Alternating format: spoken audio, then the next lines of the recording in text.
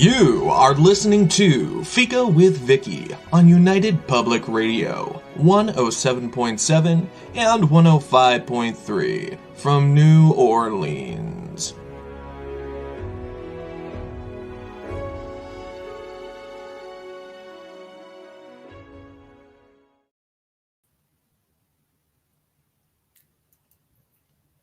Hello, everyone, and welcome to Fika with our returning guest, author Janice Barrett, and me, your host, Vicky Bennison.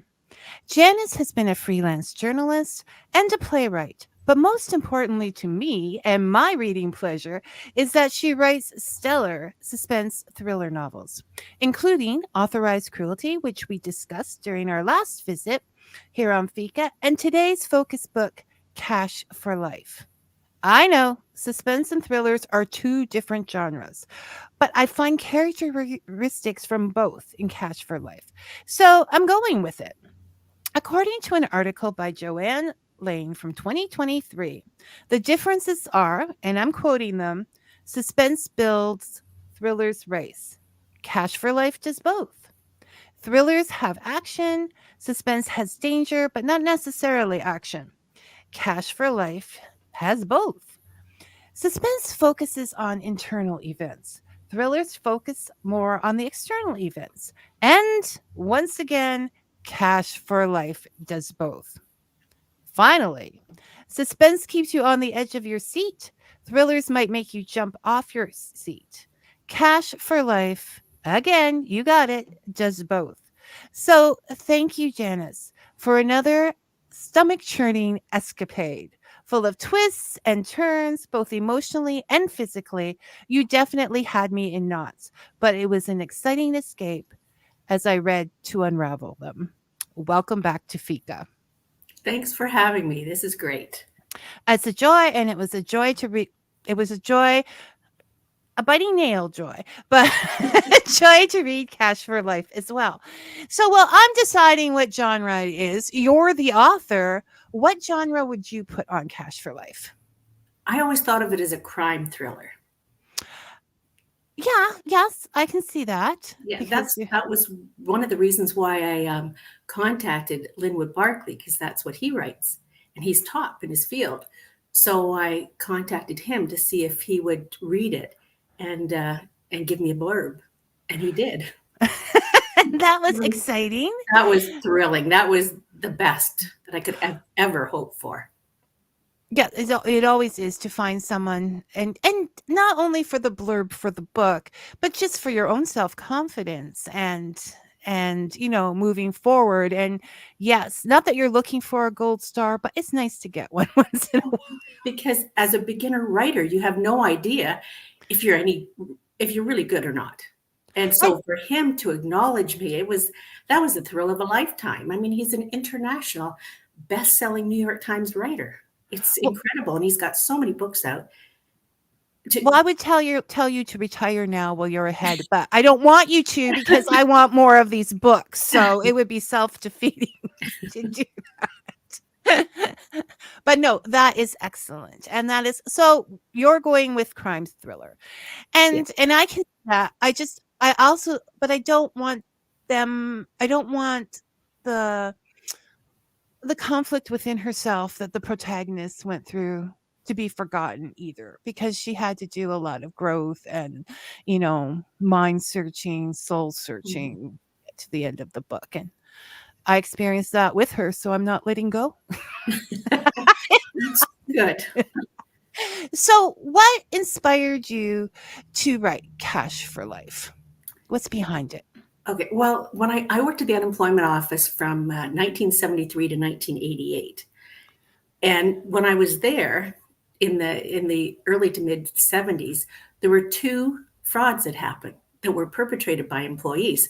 I thought, wow, there's got to be a great story I could come up with around that. And especially since I worked there for so long, I knew how the system worked. I knew how the crimes or the frauds were committed. So I thought, great beginning. So I just started with those two stories, and I built all a fictional scene around them. And It is a fantastic crime. I don't want to give the details here, but I thought, "Oh, this is good, not something that everybody would think of." Mhm. So it it is a point where the crime comes first and the story is about getting away with it or getting caught as opposed to us figuring out who did it. We know who did it Yeah. right from the start. So it's not about that. I, I kind of think that builds the suspense because you're taken with this person. You see their reasons and you don't want them to get, at least I didn't want them to get caught. Mhm. Yeah, and that's interesting that you say that because when I was writing it, I was aware that usually, people like that who done it thing where they have to figure it out in the end. And here I am, it's like I'm giving it up right from the beginning and I'm letting you in and telling you she's the one that's doing it and why and how she's doing it. So I thought, am I headed in the right direction? Because Am I going backwards? I know I really don't know. I know I'm going against the grain and I'm not sure if it's going to work, but that was just the way I wanted it to play out. I wanted you to know the character and her whole motive and everything. And it worked out very well. I mean, it had me because yes, it was at the end I realized that because of her relationship with another character and what was happening, I realized that my stomach was actually churning. I don't make this up, people. It was just Good. That's like what I aim for.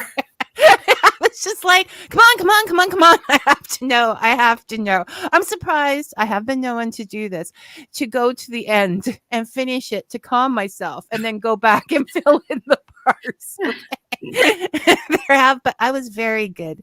I You was didn't do it. very You didn't do it with mine. I was well behaved because well, yours is so fast paced. Like I get I don't know. Read it on an e-reader, right?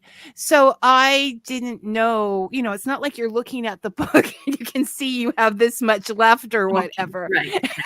So I'm living in this world of how much further is this? How many pages is it? Do you know offhand? Oh, I think it's like 225, something like that. So It's it very is short. but they go I don't know how you do it. Okay. This was the question. I don't know how you do it. Like the same with authorized cruelty is that it started and then it ended and there were no breaths in between those two things. Like it just kept on going. Now, is that just like a regular just writing it through? Or and I know you didn't sit there all in one night, write it, but that's what it ultimately feels like. That you write it through, or does that take a lot of cutting afterwards? Do you have to edit to get that smooth, fast pace? No, the way I look at my writing as all little scenes, little snippets of life.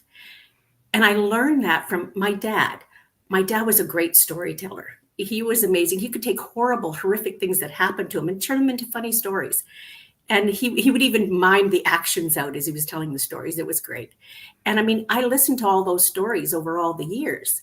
And I didn't realize he was teaching me how to write stories about things that happen in life. So when I sit down to write, I set up these little scenes just like my dad did. Things that I experienced through working at the unemployment, and I set up and different things that happened during life. And I'd set up all these little scenes, and it would just be going from one scene to another scene to another scene. And one scene would lead to another one. And then it just all, got put together. But if it hadn't been for my dad, I mean, I would have never known how to put a story together. And I'm not sure if it's even the right way, Oh, but it's the right way. it works for me. It's the right way, Janice. There's no two ways about the right way here. It's the right way. And I think that shows up with natural storytelling.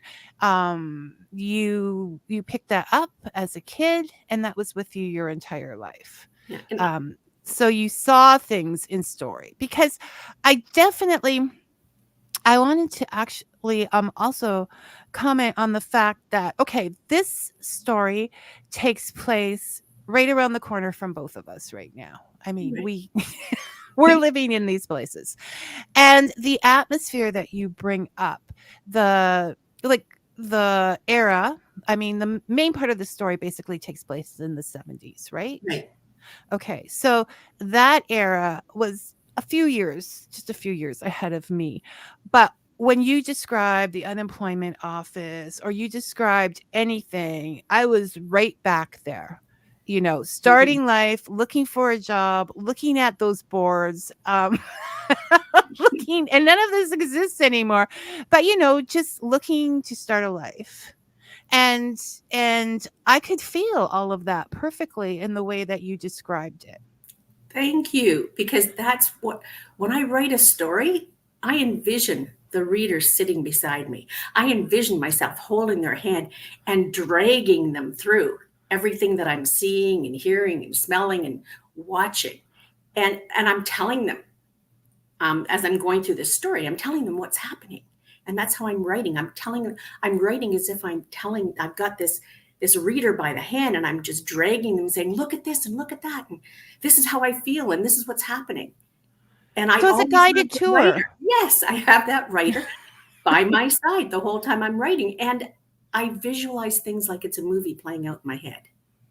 And I can see that because the visual is, even though you're reading words, the visual is a very important part of that. And Absolutely. I like that in a book. Honestly, I wish you had called me. We're close enough and just held my hand while I read it when it got when my stomach started up. You could have done that, Janice, but it definitely took you to that place, Good. that time, and which, as I like to drag one thing out of the book without giving too many details, people. There is a point where the protagonist is about 12 years old, right? Yes. And she's sitting at a table and she's eating alphabets and she's looking at the cardboard record on the back of the cereal box. Now, I remember my cardboard record was Bobby Sherman, Bubblegum and Braces. And it was just like, I connected to her through that. That was a shared experience. I connected with her that it was another thing that took me back. It was an important part of life for us kids at that time because, it wasn't a time where kids were just bought records or they were just, this was like Christmas, special stuff. Your parents might think Bobby Sherman was garbage music, so you never had a chance. Exactly. It was geared for kids. It was. Now I listened to the song again the other day and I was like, oh my goodness. As I said, it's called Bubblegum and Braces, so you should not have any high expectations. But just that was genius. Okay. That alone, to pick that one thing out, was absolute genius, Janice, because it spoke to many of us. Well, that's so exciting that you brought that up. And the way I came up with the whole idea, I mean, it's things in life, and this goes back to life that I was at a point where I couldn't tolerate wheat in my diet. So I'm at the grocery store and I'm looking at the cereals, wondering which one doesn't have wheat in it. So I'm looking at it. And when I was a kid, I ate alphabet cereal. So I pick up the box, I'm looking at it, and I always thought that it was alphabet, like BET. So I'm looking at the box and going, what the heck? This thing says alphabet, BIT. I thought, how bizarre is that? So, like my dad always did, it's like, that's what happened in life. And I turned it into a story. So Story. I put the whole story in the book that I made up about the alphabet cereal name. And then when I had her looking at the box, I thought, okay, they had in different eras, different times, there was different things on the backs of it. So that I had to Google it.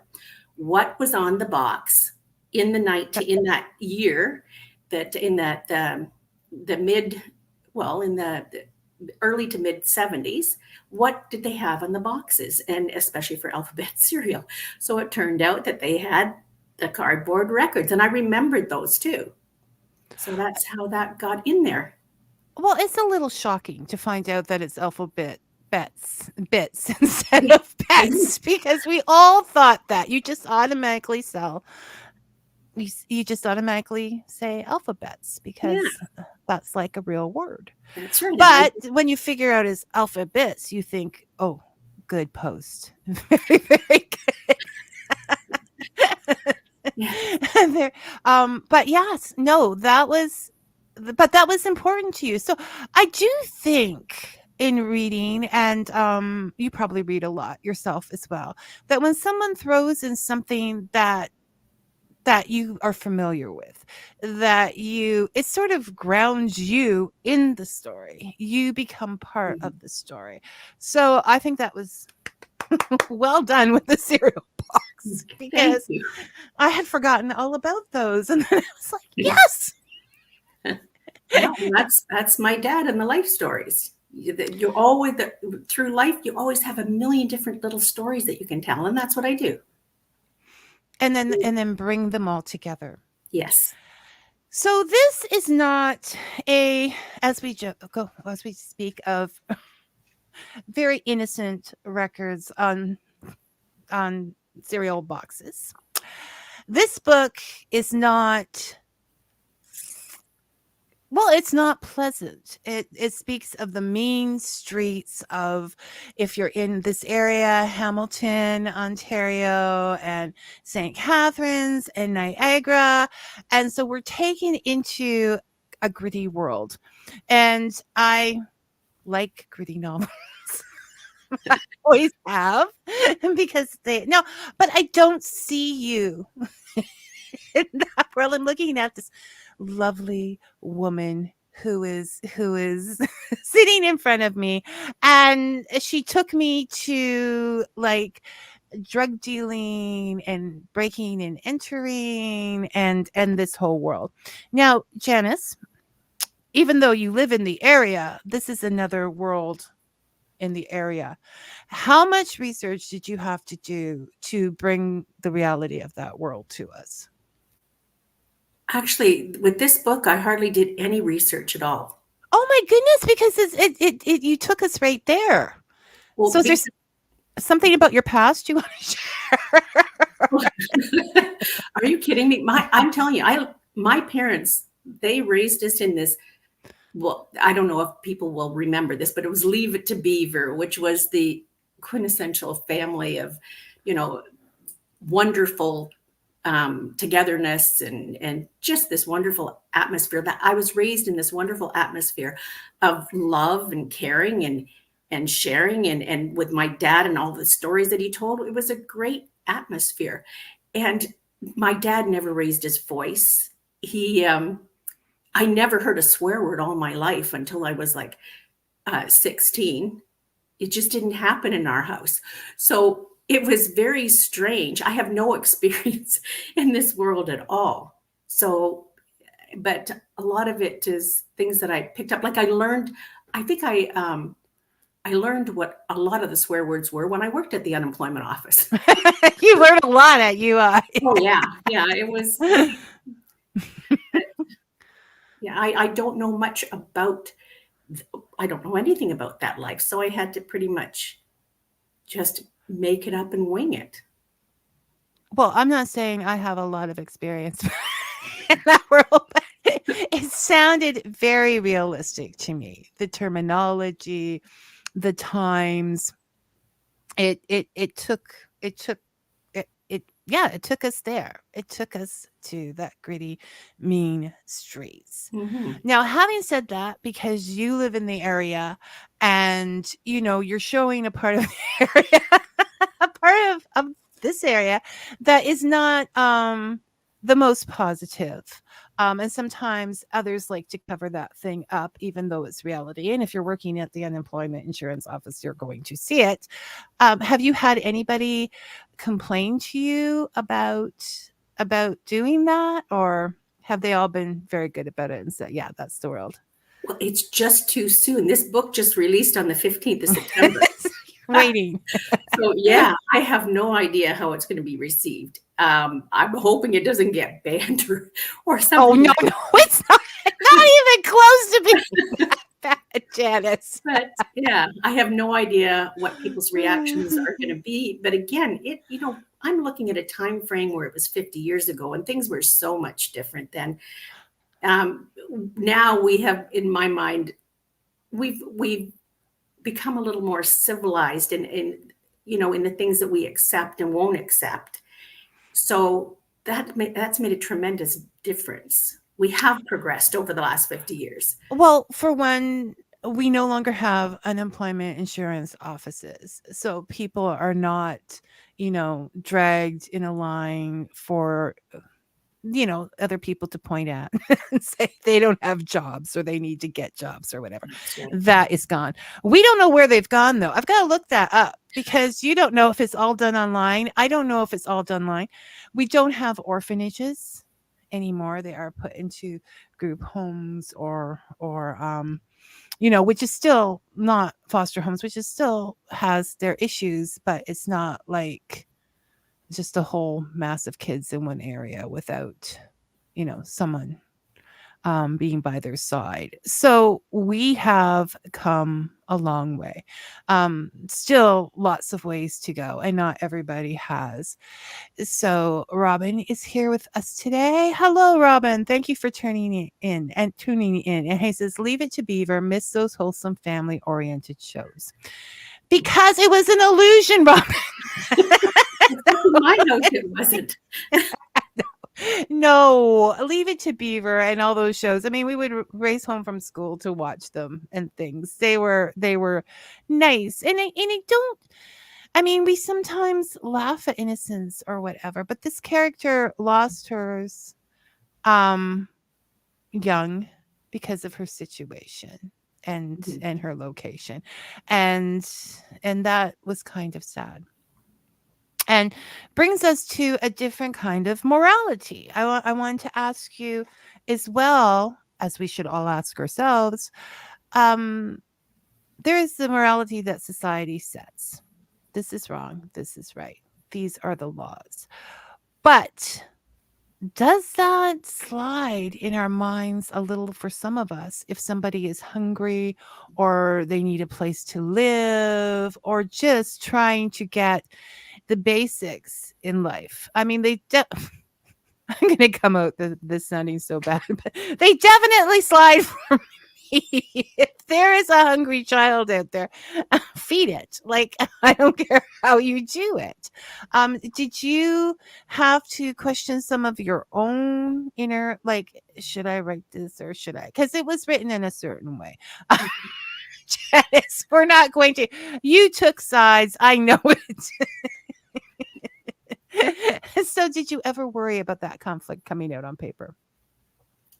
No, I didn't. That never crossed my mind. I just wanted, and I didn't want to show a point of view of myself, really. I didn't want to say, this is right or this is wrong. I like to be impartial and lay it all out on the table and to show that nothing's black and white. When I was a kid, I loved Westerns. They were my favorite. But I hated the fact that the good guys wore white hats, the black guys wore black, or the bad guys wore black hats, and it was all just one dimensional. There was nothing in between. There was no gray. Well, to me, life is gray. And I want to bring that across in my writing. So I want to put all these moral dilemmas out there and let the reader decide, well, is that really, am I all right with that, even though I don't kind of believe that's right or proper? Because of the circumstances, does that make a difference for me? No, exactly. I'm decided and I'm okay with it. Every year, just so that you know, I'm okay with it. But with the spaghetti westerns and things, Eastwood had a grayness to his westerns a little bit more. Yes. And I'm not bringing him up for a specific reason, people. Like he make a cameo. I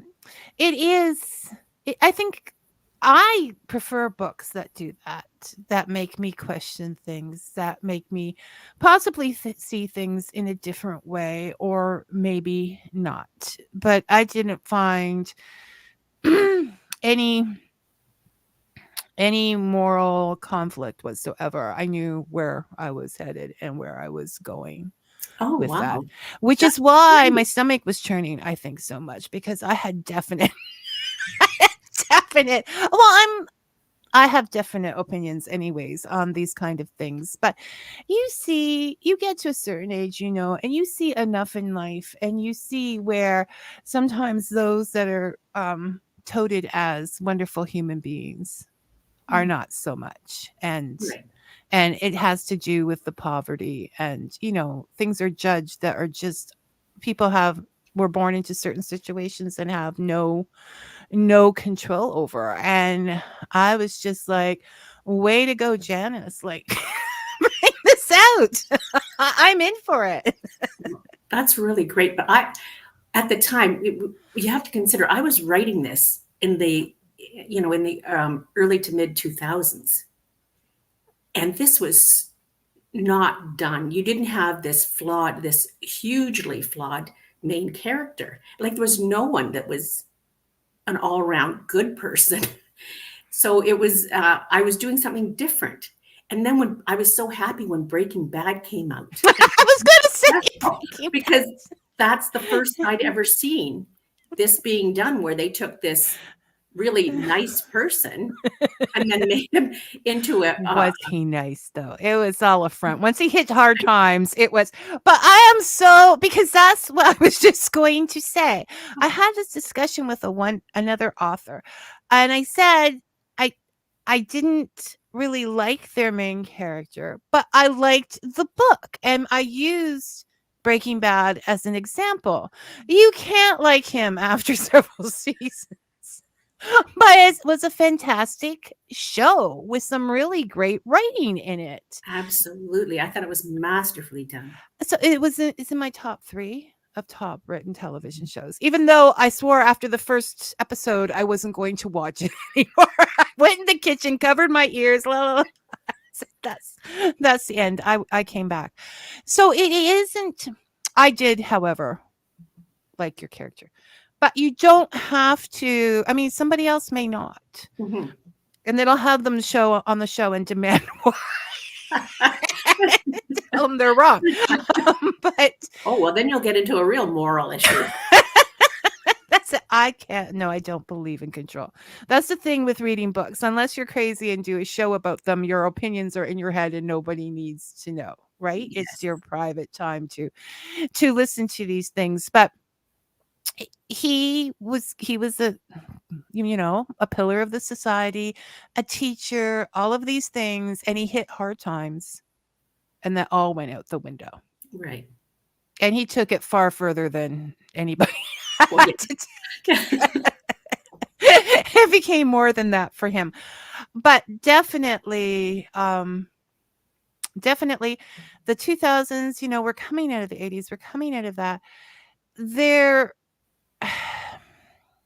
it just was a very shallow time. I love the 80s. I would go back there anytime. But, I mean, not that this is not a shallow time, but I think not everybody, but a lot of people are ready for those flawed characters and multi-layered characters, and it allows us to get to know ourselves as much as the character.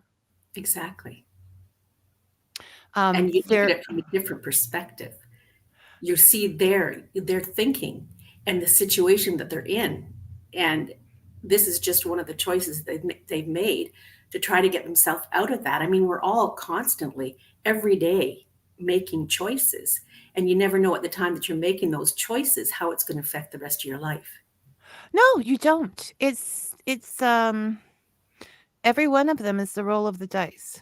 You do this is when a life is finished. If people were to look back and judge certain things, oh, I shouldn't have done this or I shouldn't have done that. Those were the choices you were given in the time that was, and you took the best choice for that moment. So other people may not understand them, but and there are a lot of things involved, like this book. There is love, regardless of what someone's occupation is. Mhm. Criminal activity, however you want to look at it. There was so there's love and there's loyalty and there's that background of being there when I needed you. And how do you judge a person who is giving all of that just because they were born in a poor situation? Location, location, location. It's just like real estate. You Mhm. know, you're born in certain places and you do what you have to do to survive. I'm having a wonderful conversation here. I hope you are too. I hope you people listening are as well, because this is important. So, the layered character, I think, is important. And you gave Absolutely. us multiple layered characters. All of them have different, we're not what you might have expected them to be. We're not what you expected them. I mean, the protagonist, Jackie, has a great deal of strength because she did not allow the life she was leading to make her judgmental of her past. It was like she wasn't embarrassed by it, Mhm. which is a strong characteristic, especially for a young woman. So let's talk about that. She was told by her guardian to hide who she was for her safety, so she wouldn't get used if people wanted to get back at him. And that was good advice. But she lost something of herself along the way. Having read this book, did you ask yourself, can someone be happy if they are not a whole person? If they are not, can we get away from our roots? I didn't ask my I didn't ask myself that because I already knew the answer. That people cannot hide from who they are, and they shouldn't. They should accept who they are and acknowledge their flaws, their great points. And I learned through it's not just my opinion, but I learned through experience. Because an example of this is my mom was the best mom you could ever ask for. She did things with us. She played with us. She involved us in so many things. And I remember at a time, I mentioned it in the book, it's one of my life stories. She was getting dressed up to go out, and my mom was really glamorous. I mean, she had she did her hair and makeup beautifully. She was a hairdresser. Her clothes, she was getting her clothes ready, and she had sewn for months these little rhinestones on this blue velvet dress that she wore. And she was sitting there putting her makeup on, and there was 5 kids in our family, and we were all jumping on the bed and having fun watching her. And she's sitting there smoking her cigarette, and she had like a long, huge, long, what do they call it? Those things that you stick A on. holder? Yeah, Like a cigarette holder cigarette from holder, like, yeah. yes. So she's very, yeah. Anyway, and she was going to she asked us to help her put sequins on her dress, or on her, not on her dress, sorry, on her shoes. She was gluing sequins on. So we were there helping her. And so this whole production of getting ready to go out, she was all excited about it. My mom and dad went out ballroom dancing on most weekends. And my youngest sister, Paula, when it was time for them to leave the house, they're all dressed up, ready to go. And Paula just grabbed onto her mom's leg and she's, "Don't leave us, don't leave us." And my mom threw off her shoes and she said, "Okay, come on, girls." And she rounded us all up and we sat on the couch and we watched TV. Like, I don't know too many people who would give up this night that they were really looking forward to. She actually stayed home She because stayed home and looked after us. And because, yeah, because that's who mom was. But yet, later on in life, when I was about, I'd say maybe 15, she became paranoid schizophrenic. oh, And she hid it because at the time it was really shameful. Nobody spoke about it. She knew enough not that it was something that you didn't try to get help for. was she And diagnosed? yes, yes. Well, when I was 16, she tried to kill me with a butcher knife because she was in a psychotic episode.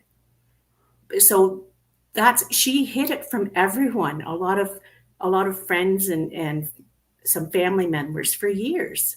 So I know that people hide, but it was hurting her, it was destroying her. And it took me a long time to come to terms with that. Because for a while, for years when I was younger, I thought, oh, she hates me. And that's why she was trying to kill me. Well, that is an easy assumption to make when Yes, you're young. especially when you're young. It's very difficult not to take these things personally because, and especially if it's a quick, like it was like a quick change, like this came on quickly, or did you see it develop over the years? I, I think that it was something that was there, but she'd really kept it hidden so well until she just couldn't. And then it came out, you know, it came out, but it came out pretty quickly because I remember being shocked by it. Yes, Yeah, you would be. yeah. Yes, when you're used to this and this is suddenly what you're seeing. Hmm. This is so, yeah, no, we can't. Who we are is going to come out one way or the other. Yeah, I think so. But um, and even with my husband, I mean, I knew him. I started dating him when we were six. We started dating when we were both 16 and got married when we were 18. And we were almost married 40 years. And I thought I really knew him. But it didn't turn out that I did at all. And that's I have all these stories in my book that I'm working on right now in my memoir. But yeah, so it's really strange how you think you know someone, but you really don't. Well, and people change. They Absolutely. grow. They deal with circumstances that happen in your lives in different ways. And so yeah, it comes out even then. You think but certain situations haven't happened and the way that they're dealt with haven't happened. So, and kids today are really smart, but perhaps we weren't so clever back then. I'm not gonna. We were smart. Just we were looking for different things, right? Hmm. Yes. It was yes, love, young love, so long ago. So you mentioned that your sister's name was Paula, and I picked up on that because a character in the book's name is Paula. Do you often use people you know's names Oh, yeah. in Well, your books? all my books are littered with my siblings' names How many do you and have? cousins. I've got four siblings. And then cousins and Yes. friends Yes. and And the they're all their names are all in the book. and now do they take it personally when maybe the character they're called is not the nicest? I really hope not, because my sister Paula is so sweet and kind, and she's nothing like the Paula in my book. But I've made them. They're so different that I can't imagine her ever thinking that that was her. that this And none of her friends would believe that that person that I fashioned is taken after her, even though she has her name. I'm just I just no, have they read the books? Or do you force them? That's kind of a really horrible thing to do to a sibling. Say, here, read my book. I know. Well, I'm lucky because they all want to read it. They're yeah, they all want it. As soon as the book arrives, it's like they're at my doorstep. Okay, okay, can we? And I want some for my friends, and I want them. Yeah. Because you write They're my best well. But customers. what if you didn't? My best customers. What would they do if you didn't write well, Paula? Like, where would they be? They've had it easy. All right. Now, what we need to do, just for fun, is have you write a fake book that's not so wonderful on the side and hand that to them and see what happens. See where the honesty goes. So, we're going back in time, and you've talked about some memories in that's brought up that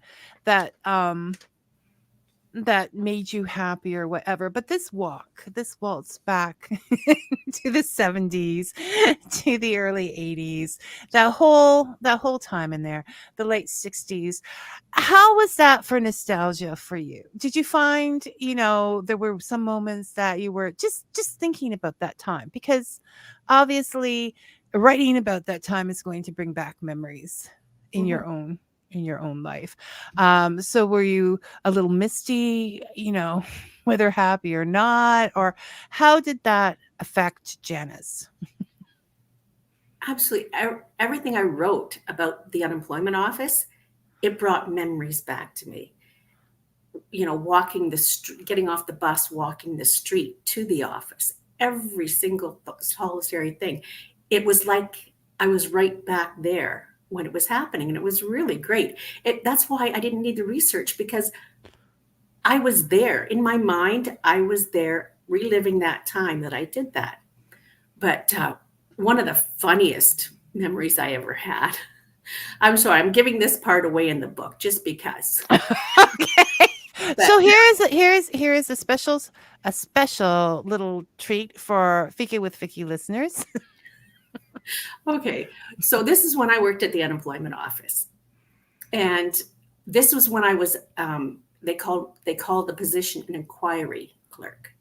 So anyone who had a question, a problem, or a complaint about their unemployment benefits, I saw them. And there were a bunch of us that we were in our own little section, and we were all lined up. So, but then they had baffle boards between our desks, so we couldn't see the claimant on the other side. But it was open, so we could see and communicate with each other along in that row. So I'm sitting there, and we always had this thing where we used to say, if one person got angry, if the claimant got angry and raised their voice, it was like this chain reaction that happened. And it was like giving everybody else who was there permission to holler or scream or throw something or do whatever, right? And we used to always joke and say, oh, looks like it's another full moon. And anyway, so it was one of those instances where somebody was angry and they were raising their voice, and then it started escalating. I looked over. I can see the one girl beside me. I'm looking at her, but I don't know what's happening, but I can just see her reaction, or non-pulsed reaction. Anyway, I can see her. I'm hearing her say, I hear this, a little bit of a commotion. The guy's screaming and yelling. He's really angry. And I can hear the chair moving back. So I'm thinking he's standing up. And I see her, and she's got a stapler on her desk, and she opens the stapler and flattens it out. And then I hear her say to this guy, unless you want that permanently stapled to my desk, I suggest you remove it. And she was just like very calm about it.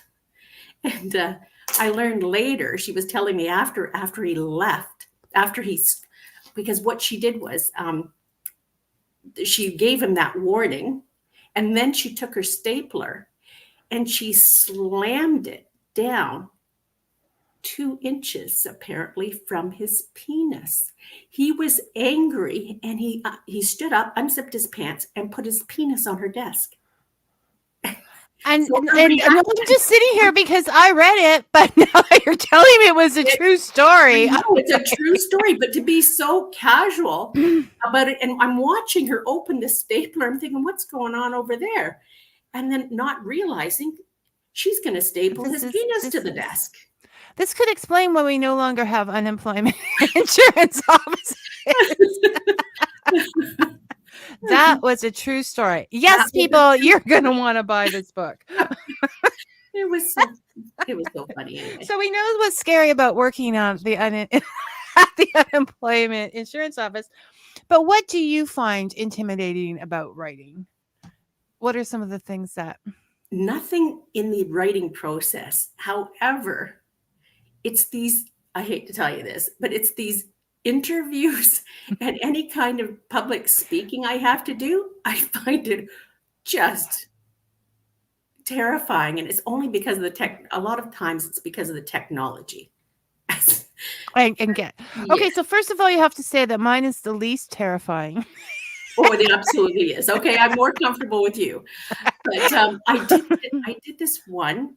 I had, thank goodness, the radio interview was taped, because we did I was feeling confident. I was feeling great.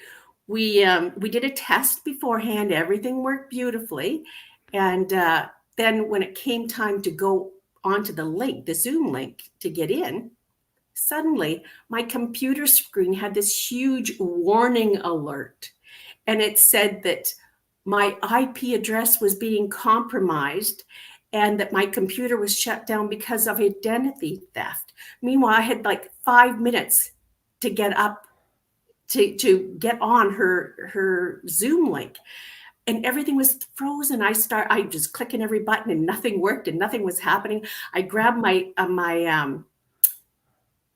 cell phone. Luckily I have this it's a Bell tech support person, because I'm really terrible when it comes to computers and how they work, and I create all kinds of messes and problems that they end up having to solve for me. But it's great because they go into your computer and get on your screen, so you don't have to do anything. Anyway, I um, I threw my landline phone, I think, at my daughter. Thank goodness she was there, and said to her, "Here, quick, call the tech guy to have him and ask him about what we do. Tell him the situation." And then I got on my landline and I called I texted the girl at the studio and told her the problem I was having coming in.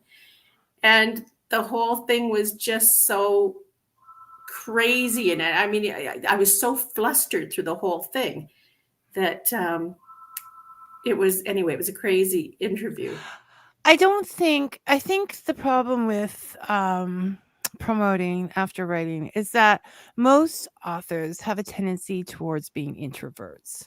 So then the having to promote, the having to go out there and be a spectacle, you're a person here. I don't consider you a spectacle. But having the promotion of work is really difficult if you're a quieter, humbler person. And I think also I'm discovering lately that those tend to be a lot more Canadian tendencies, that we are actually, whether we're raised or whatever, not to go forth and do that. I'm not saying there are not those that do, but for some of us that are quieter, it's difficult. So it takes time. Just remember, the book is your kid, and you would always want your kids to go out there and be seen in their most favorable light. So that's what you're doing. You're being a mom to the book, but you're doing wonderfully here. So no problems with that. Well, I always tell people I write because I can't speak. And now you have to, you're speaking just what you did last time. You're like, I'm so nervous. And we're having this wonderful conversation. And you're sharing and we're laughing. And I just don't know what your problem is. Just give me a self-help call, okay? And yes, occasionally I have to take the authors in hand and tell them, no, you're fine.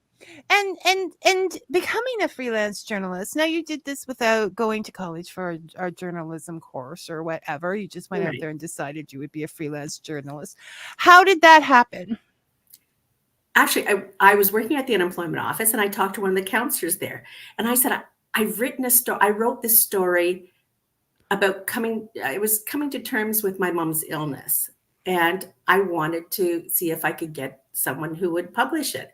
So he said to me, well, because you don't have any experience, the best thing is just to go find a paper magazine that's interested in this topic and give it to them for free.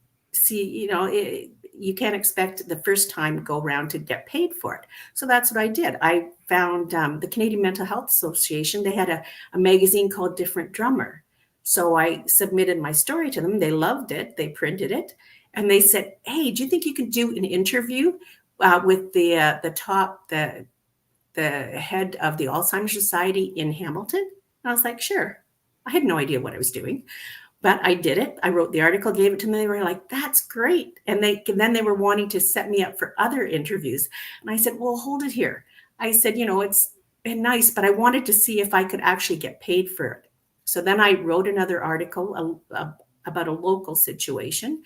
And I went to the Weekend Focus and I handed it in. And she was like, this is great. She said, do you want to start writing some more for us? She said, you just call me and tell me your idea for the story, run it by me, and then if I like it, I'll tell you to go for it. Well, we did that for 6 months, and I ended up being their feature story writer. And then the thing that really, I decided I'm going to see if I can get something from a bigger newspaper, get an article into a bigger newspaper. So at the time we moved into a new subdivision, and it was a new home. And we met with the lawyer, and he said, oh, I can't have you go into the house yet, because he said the house was not built correctly according to code, in that there's too much house on the size of the lot. So he said, I have to apply for a variance before you're allowed occupancy. And oh my goodness. I know. And then so we got in the house, and once we were in, we found other things that were wrong. And then the neighbors who had a different contractor, they were in the same situation where things weren't done to code. And I thought, there's something wrong there. I mean, to me, it was in the 80s where construction, it was going crazy. It was in the 70s and the 80s. They just built houses. I don't think they even looked at plans. I know. And I thought, especially a small town, were they overwhelmed by all this? No, they were cheap. Yeah. So I thought that they just couldn't keep up with checking demand. out to make sure that everything was done to code. But so I thought there's either that, or there's the other possibility where someone's deliberately looking the other way, kind of thing, right? So I wrote this article all up, and I took it into the town and said, I want you to give this article to one of the top people, whoever handles this, tell them to read it and then comment on it, please. Because I wanted to take this article and see if I could get it in the Hamilton Spectator. So I was only home for a very short time. And then I get a phone call, but it's not the town that calls me. It's the editor from the Grimsby Independent. And he's telling me, he said, as a freelance writer, he said, you're really not protected on this. He said, this is a story that, you could get sued for. You should really back off. So my reaction was, well, whose hip pocket are you in?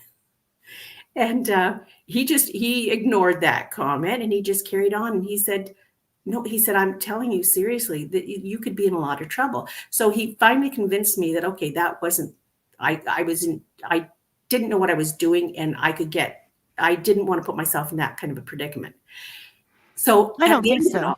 And at the end of it all, he says to me, but I got to tell you, that was a really good article you wrote. And he said, how would you like to come and work for me? So then I got into the Grimsby Independent, and I was there until we had to move away. I was there for a couple of years working for them. And so you just went for it. Yeah. And that's the way things happened. You were willing to do things to show what skills you had, and you were passionate. I think that passion has a great deal of a lot of things. Like, I was picturing you in a fedora and your magnifying glass as you were trying to decide whose hip pocket he was in. Okay. That was investigative journalism. Okay. You were on a roll. So if you had more time or could learn the rules more, who knows where that would have went. But life happens. Yeah, well, I was surprised because when I went into his office, the first thing he said to me is he pointed out this stack of applications. He said, you see that stack? He said, they're all people from journalism school who are applying for jobs here. And he said, but I know it doesn't matter which one I pick from. They're all going to be writing the very same. He said, I'm looking for someone who has a different take, a different voice.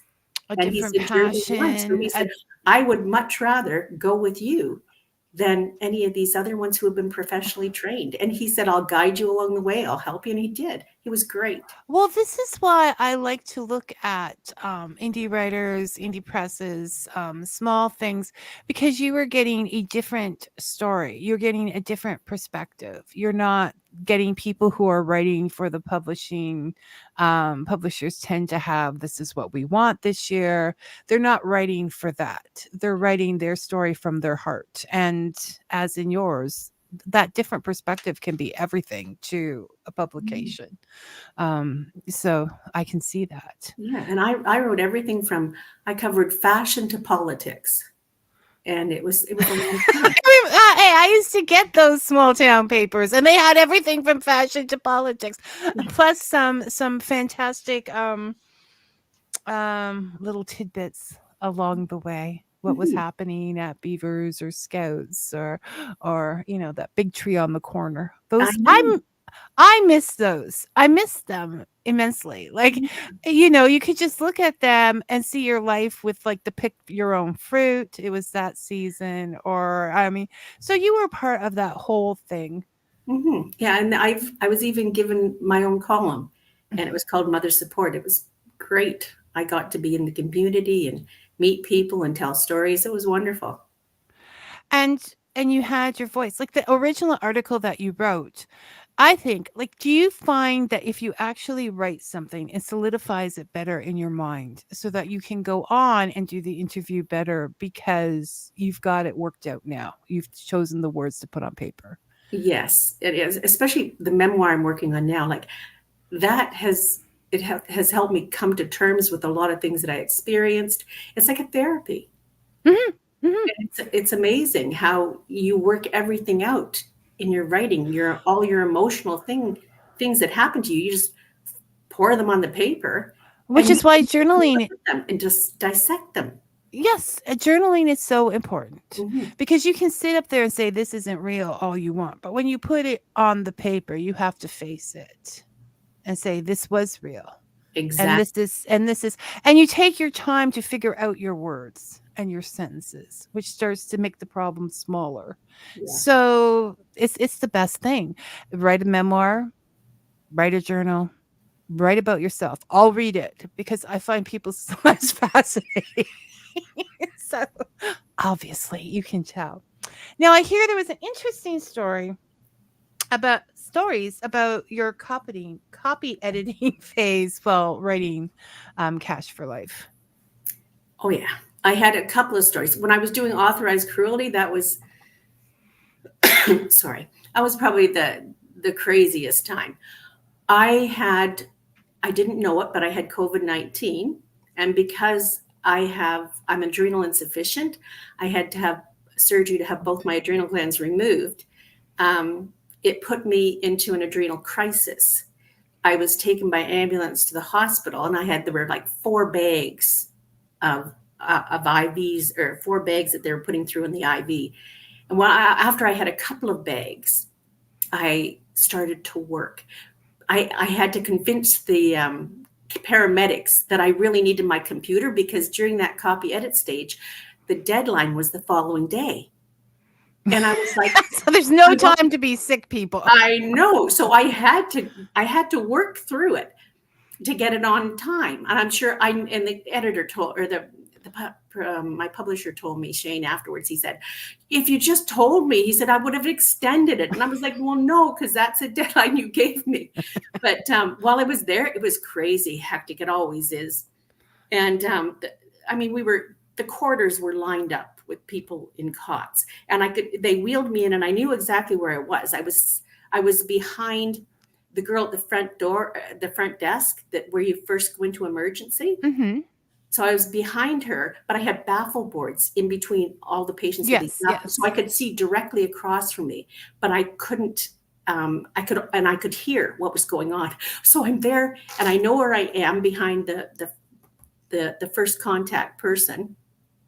And I could hear the nurse say to someone out in the waiting area, what are you doing? And he said, I'm pooping. She said, I can see that.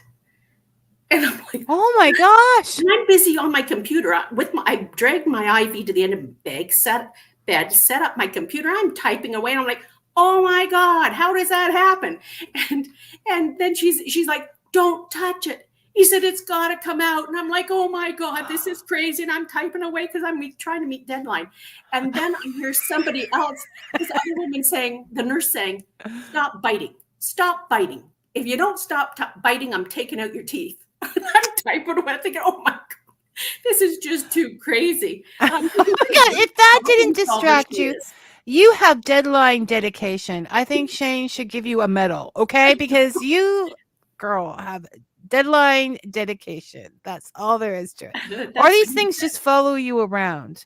I, I don't witness things like this in my life. So you have those stories. You have more than enough stories for the next little while just from this. I'm waiting 3 or 4 books down the line for that story to show up. So you did talk about your next project, your work in progress is a memoir. Right.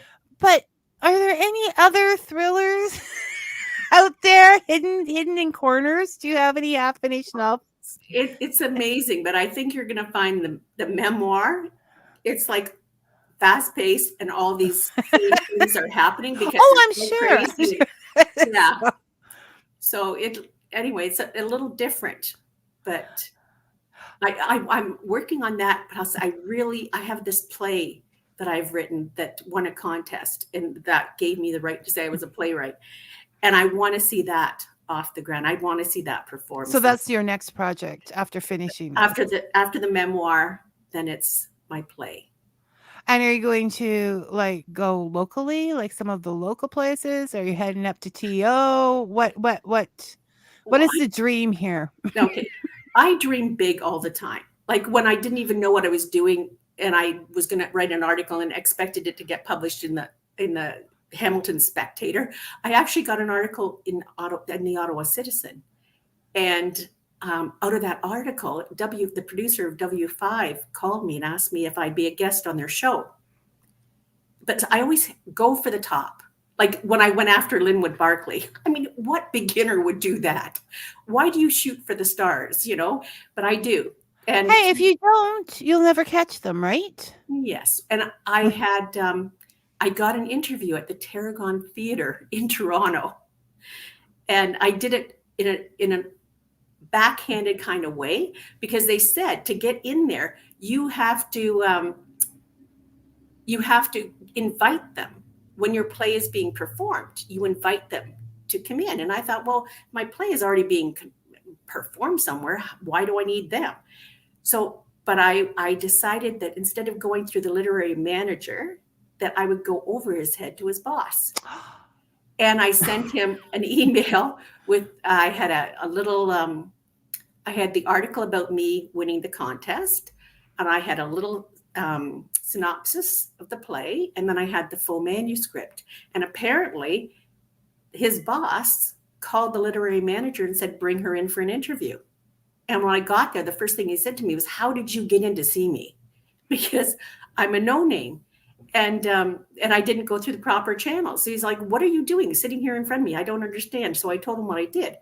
And he said, I have 2 playwright units. He said, one has 16 people, the other has 8. And he said, of them, the least qualified has minimum 50 award-winning plays under their belt. He said, this is your very first play. And he said, you're not even going to understand the lingo they use. And he said, how can I have you critique any of these writers, these playwrights, when you don't have any experience? So he said, go to school, learn how it's done, and then come back and see me. So that's what I did. I went to Brock University when I was 61, and I got 82 and 84% in my classes. But then the Cushing's disease that has made me sick for the last 12 years, it came back, and I just wasn't up to it. So yes, this is a part of life getting the way. Yes. But I think it's important to note here that we learn a lot on the streets, not necessarily mean ones, as we grow older. And so if we're really passionate about something, we can make that course move faster. I mean, there should be credits given just for that experience alone, because, it's the opposite. It's like, you go to school to learn something, and you got to go figure out how to do it. But you've already figured out how to do it. You're just looking for that piece of paper and a little bit of cred. Already got the street creds there, Janice. Already have those working for you. Oh, thanks. So this is just out.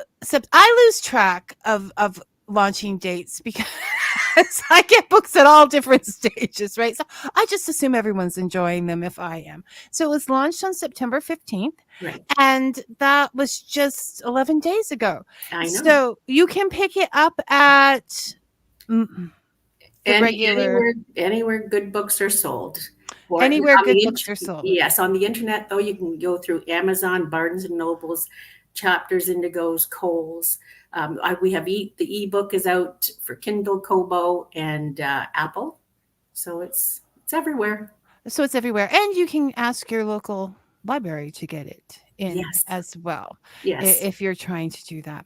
So you need to hurry and finish the memoir so we can talk again because this is the only chance we get. And I do enjoy our talks.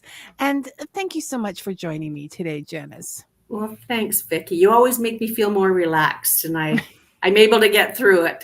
And Well, I actually enjoy it. I'm well, beginning to enjoy it now. it has nothing to do with that little bottle I send in the mail. Before no, it's fun. You're a wonderful conversationalist, and sharer and storyteller. That's why the books are so good. Go get Cash. Well, go get both of them, but Cash for Life is the most recent one. So you take care, and we'll talk to you soon. Okay? Well, thanks so much, Vicky. You're welcome. Thank Okay. you. Bye-bye. Okay, and next week will be next week. Let me just change the pages here. Next week, Rachel S. Roberts will be joining us with her books, Lupa and Wolf, and it's going to be a howling good time. And no, I couldn't resist that. Until then, may your coffee be hot and your story sweet. Thanks for listening, everyone.